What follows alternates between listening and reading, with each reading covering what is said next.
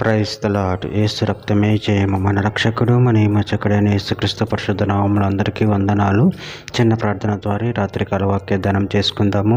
పరిశుద్ధుడ మహాగణుడు అయిన దేవ యేసయ్య, సర్వాధికారినైనా మీకే వేలాది వందనములు, కృతజ్ఞత, స్తుతి, స్తోత్రం చెల్లించుకుంటున్నాను. దేవ రాత్రికాల సమయంలో ప్రభు వాక్యవాగం ధ్యానిస్తుండగా వాక్యవాగం మాకు అర్థమవుటకు సహాయం చేసి మీ కృపలో బలపరిచి మీకు మాదిరిగా మమ్మల్ని నడిపించి మీ చిత్తమని మా జీవితంలో జరిగించమని ఈ చిన్న ప్రార్థన యేసుక్రీస్తు పరిశుద్ధ నామములో అడిగి వేడుకుంటున్నాను తండ్రి. Amen amen.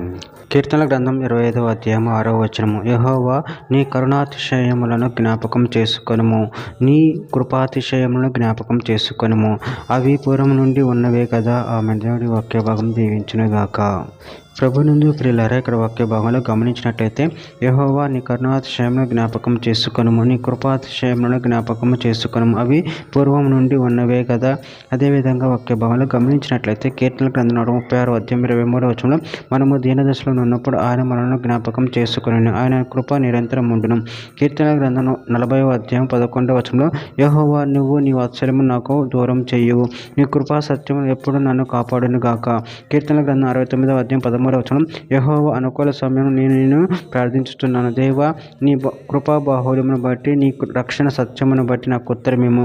కీర్తన గ్రంథం 69వ అధ్యాయం 16వ వచనం యెహోవా నీ కృప ఉత్తమను బట్టి నాకు ఉత్తరమేము, నీ వాత్సల్య బాహుళ్యతను బట్టి నా తట్టు తిరుగుము.